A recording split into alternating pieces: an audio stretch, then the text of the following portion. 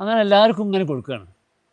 അപ്പോൾ ഒരു കുട്ടിക്ക് കൊടുത്തിട്ട് ആ കുട്ടി ഇറങ്ങി അങ്ങോട്ട് പോകുമ്പോൾ ജോൺ ചിറ്റിയാകൺ എന്ന് പറയുന്ന ഹെഡ് മാഷ് ആ കുട്ടീനെ ഇങ്ങോട്ട് വാന്ന് പറഞ്ഞിട്ട് ഇങ്ങോട്ട് വിളിച്ച്. അപ്പോൾ എല്ലാവരും സ്തംഭിച്ചു. എന്താ കൊടുത്ത കുട്ടിക്ക് മാറിപ്പോയോ, എന്താ അത് ഇങ്ങോട്ട് തിരിച്ചു വിളിക്കുന്നത്? ആ കുട്ടീനെ അവിടെ നിർത്തിയിട്ട് മൂപ്പരവിടെ നിന്ന് എഴുന്നേറ്റെന്ന് പറഞ്ഞത്, ഈ കുട്ടിക്ക് അവാർഡ് നൽകുന്നതിൽ എനിക്ക് അതിയായ സന്തോഷമുണ്ട്. കാരണം നമ്മുടെ സ്കൂളിലെ തട്ടമിട്ട ഏക വിദ്യാർത്ഥിയാണിത്. പടിഞ്ഞാറ് അറബിക്കടലിന് ചേർന്ന് കിടക്കുന്ന മത്സ്യസമ്പത്തിൻ്റെ കേന്ദ്രം എന്ന നിലക്ക് അറിയപ്പെടുന്ന ഒരു പ്രദേശമാണ് പരപ്പനങ്ങാടി. കേരളത്തിലെ ആദ്യത്തെ റെയിൽപാത തിരൂർ ചാലിയത്തേക്ക് വരികയും പിന്നീട് അത് മദിരാശി വരെ നീട്ടുകയും ചെയ്തപ്പോൾ പിന്നെ ഗതാഗത യോഗ്യമായ ഒരു പ്രദേശമായി മാറിയതോടുകൂടി പിന്നെ കടപ്പുറത്തുള്ള അങ്ങാടിക്ക് യാതൊരു പ്രസക്തിയില്ലാതായി.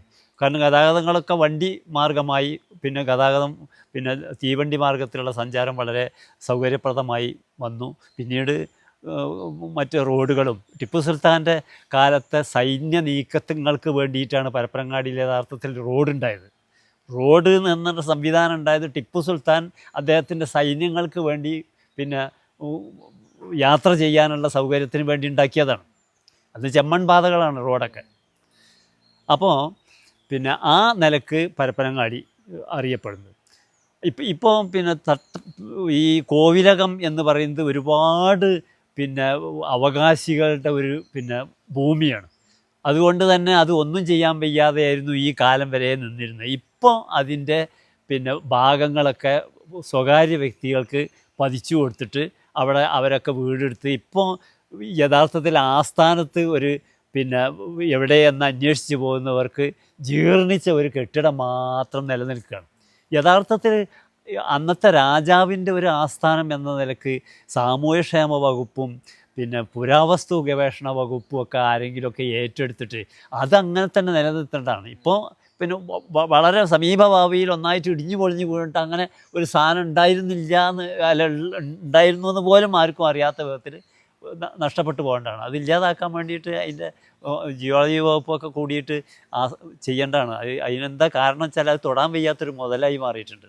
അതുകൊണ്ടാണ് അതൊക്കെ മാർത്താണ്ഡവർമ്മ രാജ ഇവരൊക്കെ ദൂരെ പല പ്രദേശങ്ങളിലുമാണ് താമസിക്കുന്നത്. അതുകൊണ്ടാണ് പരപ്പനങ്ങാടിക്ക് വലിയ പ്രാധാന്യം എന്ന് പറയുന്നത് ഇവിടെ സാംസ്കാരികമായ വലിയ ഉന്നമനം നടന്നിരുന്നൊരു പിന്നെ സ്ഥലമായിരുന്നു. പിന്നെ നാടൻ കലകളുടെയും പരപ്പനങ്ങാടിയിൽ യജ്ഞമൂർത്തി നമ്പൂതിരിപ്പാട് എന്ന സ്വാതന്ത്ര്യ സമര സേനാനി വലിയ കഥകളി പിന്നെ ഇവിടെ ആചാര്യനായിരുന്നു. ഒരുപാട് സ്വത്തുക്കൾ പിന്നെ കഥകളി നടത്താൻ വേണ്ടിയിട്ട് പിന്നെ വിറ്റ് പിന്നെ ആക്കിയിട്ടുള്ള ഒരാളായിരുന്നു അദ്ദേഹം സ്വാതന്ത്ര്യ സമര സമയത്തിൽ പിന്നെ ക്ലാസ് വിട്ടിറങ്ങിയിട്ട് അവിടെ പഠനം മുടങ്ങിപ്പോയിട്ടുള്ള ഒരു മനുഷ്യനാണ് അദ്ദേഹം. അതേമാതിരി തന്നെ വേറൊരു സ്വാതന്ത്ര്യ സമര സേനാനി കോയക്കുഞ്ഞിനഹ, അദ്ദേഹം 104-ാം വയസ്സിലാണ് മരിച്ചത്. അദ്ദേഹവും ഒരുപാട് ഇന്ത്യൻ സ്വാതന്ത്ര്യ സമരത്തിൻ്റെ ഭാഗമായിട്ടുള്ള പ്രവർത്തനങ്ങളിൽ പങ്കാളികളായിട്ടുള്ള ആൾക്കാരാണ്. അതുപോലെ ഒരുപാട് നേതാക്കന്മാർ ഉപമുഖ്യമന്ത്രിയായിരുന്ന ഖാദർ കുട്ടി രാഷ്ട്രീയപരമായും സാംസ്കാരികപരമായും വലിയ പിന്നെ മുന്നേറ്റം നടത്തിയിട്ടുള്ള നമ്മുടെ കേരളത്തിൻ്റെ ഭൂപടത്തിൽ തന്നെ അടയാളപ്പെട്ട് കിടക്കുന്ന ഒരു സ്ഥലമാണ് പരപ്പനങ്ങാടി, വാണിജ്യപരമായിട്ടുള്ള കാര്യങ്ങളെക്കുറിച്ചും ഒക്കെ. അപ്പോൾ പിന്നെ മുമ്പ് ഈ പരപ്പനങ്ങാടി എന്ന് പറയുന്നത് 2 പഞ്ചായത്തുകളായിരുന്നു. ഇന്ന് പരപ്പനങ്ങാടി മുനിസിപ്പാലിറ്റിയാണ്. പിന്നെ 2 പഞ്ചായത്തുകളാണ്. ഒന്ന് നെടുവ പഞ്ചായത്തും പിന്നെ ഒന്ന് പരപ്പനങ്ങാടി പഞ്ചായത്തും. അങ്ങനെ 2 പഞ്ചായത്തുകളായിട്ട് നിലനിന്നിരുന്ന ഒരു പ്രദേശമാണ്. ആ നെടുവ ആയിട്ട് ബന്ധപ്പെട്ടിട്ടുള്ള സ്ഥലത്താണിപ്പം പിന്നെ കോവിലകം നിൽക്കുന്ന ആ ഭാഗം. പരപ്പനങ്ങാടി പടിയായിരുന്നു. ഇത് രണ്ടും കൂടി ചേർത്തിട്ട് ഒന്നാക്കിയിട്ട് ഒറ്റ പഞ്ചായത്താക്കി മാറ്റിയത് പിന്നീടാണ്. ആദ്യം 2 പഞ്ചായത്തും 2 ഭരണസമിതികളും 2 പ്രസിഡന്റുമാരും ഒക്കെ നിലനിന്നിരുന്നതാണ്. പിന്നെ വളരെ കാലം മുമ്പ് തന്നെ പിന്നെ വിദ്യാഭ്യാസപരമായിട്ട് നമുക്ക് മലപ്പുറം ജില്ലയിൽ തന്നെ എടുത്തു പറയാനുള്ള, ഇപ്പം ഞാനൊക്കെ 1953 1-ാം ക്ലാസ്സിൽ ചേർന്നു. 53, 5, 58 ഈ പരപ്പനങ്ങാടി BMI സ്കൂളിൽ വരുന്നത്. അന്ന് പരപ്പനങ്ങാടി BMI സ്കൂൾ കഴിഞ്ഞാൽ പിന്നെ തൊട്ടടുത്തുള്ള സ്കൂൾ മലപ്പുറം കോട്ടപ്പടി ഹൈസ്കൂളാണ്. 58 പരപ്പനങ്ങാടി BM ഹൈസ്കൂൾ കഴിഞ്ഞാൽ അതിനോട് തൊട്ട് കിടക്കുന്ന കിഴക്കുള്ള ഹൈസ്കൂള് കോട്ടപ്പടി ഹൈസ്കൂളാണ്. ഇപ്പുറത്തേക്ക് പോയാൽ തെക്കോട്ടുള്ളത് പിന്നെ മറ്റേ തിരൂർ ബോയ്സ് ഹൈസ്കൂളാണ്. ഇപ്പുറത്തേക്ക് വടക്കോട്ട് പോയാൽ ഫറോക്ക് ഗണപതി ഹൈസ്കൂളാണ്. അപ്പോൾ എത്ര വിസ്തൃതിയുള്ള ഒരു പിന്നെ പ്രദേശത്തിൻ്റെ ഭാഗമായിട്ട് ഈ ഹൈസ്കൂളുള്ളത്. അപ്പോൾ അന്ന് ഇവിടെ പഠിക്കാൻ സൗകര്യം, ഇവിടെ ഈ സ്കൂൾ കൂടി ഇല്ലായിരുന്നെങ്കിൽ പിന്നെ അവൻ 7ാം ക്ലാസ് വിദ്യാഭ്യാസത്തിന് പോകേണ്ടത് മലപ്പുറത്താണ്. എത്ര ആൾക്കാർ അന്ന് പോയി അങ്ങനെ പോയി പഠിക്കും? അതിന് ഗതാഗതം ഉണ്ടോ? ഇല്ലല്ലോ, നടന്നു പോകണം, അല്ലാതെ ഒരു മാർഗ്ഗമില്ല. അപ്പം വിദ്യാഭ്യാസപരമായിട്ട് ഈ ചുറ്റുവട്ടത്തുള്ള പ്രദേശം ഇപ്പോൾ ഇവിടുന്ന് കിഴക്കോട്ട് മലപ്പുറത്തേക്കാണ്ട് പോയാൽ ഹൈസ്കൂളുകൾ എണ്ണി തീരുമല്ലോ. അപ്പോൾ അത്രയും കാലത്തിനിടയിൽ, അതിപ്പോൾ ഇത്ര വലിയ കൊല്ലൊന്നും ആയിട്ടില്ല. അപ്പോൾ അതിൻ്റെ ഇടയിൽ വിദ്യാഭ്യാസപരമായിട്ട് നമുക്ക് വന്നിട്ടുള്ള മുന്നേറ്റം. അതുപോലെ തന്നെ വേറൊരു കാര്യം എന്ന് പറയുന്നത്, എന്നെ അത്ഭുതപ്പെടുത്തിയിട്ടുള്ള കാര്യം എന്ന് പറയുന്നത്, ഈ കാലത്ത് ഞാൻ സ്കൂളിൽ ചേർന്നു വരുമ്പോൾ 58 6ാം ക്ലാസ് പഠിക്കുമ്പോൾ ആ സ്കൂളിലുള്ളത് ആകെ, സ്കൂളിൽ ഒരു ക്ലാസ്സിലല്ല, ആകെയുള്ളത് ഒരു മുസ്ലിം പെൺകുട്ടിയാണ് പഠിക്കുന്നത്. ഒരൊറ്റ മുസ്ലിം പെൺകുട്ടി. ആ കുട്ടിൻ്റെ രൂപഭാവങ്ങൾ വരെ എനിക്ക് ഇപ്പോഴും ഹൃദയസ്ഥാണ്. കാരണം എന്താ വെച്ചാൽ, പിന്നെ അന്ന് ഒരു പരിപാടിയുണ്ട്. അന്ന് ഹെഡ് മാഷന്മാരൊക്കെ എന്ന് പറഞ്ഞാൽ ഒരു പ്രത്യേക വേഷം, ആ വേഷം കണ്ടാൽ ഹെഡ് മാഷ് കോട്ടും പിന്നെ ഹാറ്റും ഒക്കെ വെച്ചിട്ടുള്ള ഹെഡ് മാഷന്മാരാണ് ഉണ്ടാകുക. അപ്പോൾ അന്ന് പിന്നെ 60% മാർക്ക് വാങ്ങിയ കുട്ടികൾക്ക് ഒരു സ്കൂളിൻ്റെ വക അവാർഡ് കൊടുക്കുന്ന സംഭവമുണ്ട്. അങ്ങനെ അവാർഡ് കൊടുക്കാൻ വേണ്ടിയിട്ട് അന്നാണ് ആദ്യമായിട്ട് സ്കൂളിൻ്റെ മുമ്പിൽ ചമ്രം പടിഞ്ഞിരുന്നിട്ട് ഒരു യോഗത്തിൽ നമ്മളൊക്കെ പങ്കെടുക്കുന്നത്. കാരണം നമ്മൾ LP സ്കൂളിലാവുമ്പോൾ അങ്ങനെയൊന്നും ഇല്ലല്ലോ. അപ്പോൾ എല്ലാവരും കൂടി മുറ്റത്തൊക്കെ ഇങ്ങനെ ഇരുന്ന ഒരു വലിയ മാവുണ്ട്, അതിൻ്റെ ചുവട്ടിൽ എല്ലാവരും കൂടി സമ്മേളിച്ച് ഹെഡ് മാഷും എല്ലാം കൂടി ഇങ്ങനെ ഇരിക്കുക. അപ്പോൾ ഓരോ ക്ലാസ്സിൽ നിന്നും 2 or 3 കുട്ടികൾക്ക് 60%-ലേറെ ഹാഫ് ഇയർലി പരീക്ഷയ്ക്ക് പിന്നെ മാർക്ക് കിട്ടിയിട്ടുണ്ടെങ്കിൽ അവർക്കൊരു സർട്ടിഫിക്കറ്റ് കൊടുക്കും. അത് വലിയൊരു ചടങ്ങാണ്. അത് കാണാൻ രക്ഷിതാക്കന്മാരൊക്കെ വരും. അങ്ങനെ എല്ലാവർക്കും ഇങ്ങനെ കൊടുക്കുകയാണ്. അപ്പോൾ ഒരു കുട്ടിക്ക് കൊടുത്തിട്ട് ആ കുട്ടി ഇറങ്ങി അങ്ങോട്ട് പോകുമ്പോൾ ജോൺ ചിറ്റിയാകൺ എന്ന് പറയുന്ന ഹെഡ് മാഷ് ആ കുട്ടീനെ ഇങ്ങോട്ട് വാന്ന് പറഞ്ഞിട്ട് ഇങ്ങോട്ട് വിളിച്ച്. അപ്പോൾ എല്ലാവരും സ്തംഭിച്ച്, എന്താ കൊടുത്ത കുട്ടിക്ക് മാറിപ്പോയോ, എന്താ അതിങ്ങോട്ട് തിരിച്ചു വിളിക്കുന്നത്? ആ കുട്ടീനെ അവിടെ നിർത്തിയിട്ട് മൂപ്പര് നിന്ന് എഴുന്നേറ്റെന്ന് പറഞ്ഞത്, ഈ കുട്ടിക്ക് അവാർഡ് നൽകുന്നതിൽ എനിക്ക് അതിയായ സന്തോഷമുണ്ട്. കാരണം നമ്മുടെ സ്കൂളിലെ തട്ടമിട്ട ഏക വിദ്യാർത്ഥിയാണിത്. ഒരു സ്കൂളിൽ തട്ടമിട്ട ഒരു വിദ്യാർത്ഥി.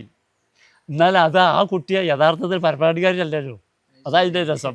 ആ കുട്ടി പിന്നെ പൂരപ്പുഴ വരെ ബസ്സിന് വന്നിട്ട്, അവിടുന്ന് ഇങ്ങോട്ട് യാത്രയില്ല, ഈ പാലൊന്നുമില്ല, പൂരപ്പുഴ വരെ ബസ്സിന് വന്നിട്ട് അവിടുന്ന് തോണി കയറി പിന്നെ ഇപ്പുറത്തേക്ക് കടന്നിട്ട് അവിടുന്ന് പിന്നെ നടന്ന് ഈ സ്കൂളിലേക്ക് വരണേ.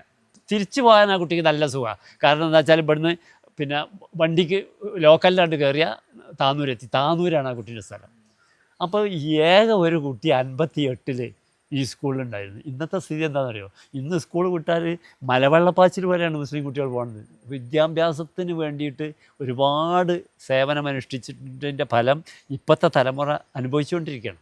അപ്പോൾ വിദ്യാഭ്യാസ കാര്യത്തിൽ അന്ന്, അപ്പോൾ ഞാൻ പറഞ്ഞ ഇത്രയും മലപ്പുറം ജില്ലയിൽ ഇങ്ങനെ 3 പിന്നെ വിദ്യാഭ്യാസ പിന്നെ ഉള്ളതിൽ ഒന്നാണിത്. അപ്പോൾ നമ്മൾ പരപ്പനങ്ങാടിയെക്കുറിച്ച് ആലോചിക്കുമ്പോൾ വിദ്യാഭ്യാസപരമായിട്ടുള്ള, അതേമാതിരി തന്നെ കലാപരമായിട്ട്, പിന്നെ ഈ ഞാൻ നേരത്തെ പറഞ്ഞ കഥകളി, കഥകളിക്ക് വേണ്ടിയിട്ട് മാത്രം ഭൂമികൾ മുറിച്ച് വിറ്റ് പാപ്പറായിപ്പോയ ആളാണ് കുടുംബമാണ് യജ്ഞമൂർത്തി നമ്പൂതിരിപ്പാടിൻ്റെ കുടുംബം. പിന്നെ അതേമാതിരി തന്നെ മാപ്പിളപ്പാട്ടുകളുടെ ഒരുപാട് ഗ്രന്ഥകർത്താക്കൾ പരപ്പനങ്ങാടിക്കാരാണ്, ഒരുപാട് ആൾക്കാർ. പിന്നെ അതേമാതിരി തന്നെ നാടകം, പിന്നെ കോൽക്കളി. സ്വാതന്ത്ര്യ സമരത്തിന് ഡൽഹിയിൽ കോൽക്കളി അവതരിപ്പിക്കാൻ പോയിട്ടുണ്ട് പരപ്പനങ്ങാടി ടീം എത്രയോ മുമ്പ്. പിന്നെ കോഴിക്കോട് മാസ് പിന്നെ പിന്നെ പിന്നെ അസോസിയേഷൻ അങ്ങനെയൊക്കെ പറഞ്ഞിട്ടുള്ള വലിയ കോൽക്കളി വിദഗ്ധന്മാരൊക്കെ ഉണ്ടായിരുന്നു. TP ആലിക്കുട്ടി ഗുരുക്കളുടെ പിന്നെ അധീനത്തിൽ അവരെ ശിഷ്യന്മാരായി വളർന്നു വന്നിട്ടുള്ള ആൾക്കാർ ഡൽഹിയിൽ സ്വാതന്ത്ര്യദിനത്തിന് പിന്നെ പതാക ഉയർത്തുമ്പോഴുള്ള കലാപരിപാടികൾക്ക് വേണ്ടിയിട്ട് കേരളത്തിൽ നിന്ന് പോയത് പരപ്പനങ്ങാടിയിൽ നിന്നാണ്. അങ്ങനെയൊക്കെയുള്ള ഒരുപാട് സംഭവങ്ങൾ ഉണ്ട്. പരസ്പരം കൊണ്ടും കൊടുത്തും ഉള്ള ഒരു തലമുറയാണ് നമുക്ക് മുൻപേ കടന്നു പോയത്. അവരൊക്കെ വിശപ്പ് തിന്ന് വയറ് നിറച്ചവരാണ്. ഇപ്പോൾ നമ്മളൊക്കെ പിന്നെ പിതാക്കന്മാരൊക്കെ അവരുടെ പിന്നെ മരിക്കുന്ന വരെയുള്ള ആഗ്രഹം ഒരു പക്ഷേ പിന്നെ വയറ് നിറച്ച് ഭക്ഷണം കഴിച്ചിട്ട് ഒരു ഏമ്പക്കം വിടുക എന്നായിരിക്കും. ഒരിക്കൽ പോലും പിന്നെ ഇത് സാധിക്കാതെ പോയവരാണ് അവരൊക്കെ.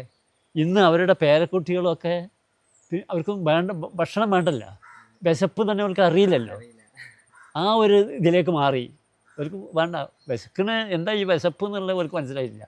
മനസ്സിലാവുകയാണെങ്കിൽ സ്കൂൾ വിട്ട് വരുമ്പോൾ 1:30 എന്നും ഭക്ഷണം കഴിക്കുന്നവർ ഒരു ദിവസം 2 മണിയായി ഭക്ഷണം കഴിക്കാൻ, അപ്പോൾ ഒരു അരമണിക്കൂറിൻ്റെ വിശപ്പുണ്ടല്ലോ, ആ വിശപ്പ് മാത്രമേ അവർക്ക് അറിയുള്ളൂ.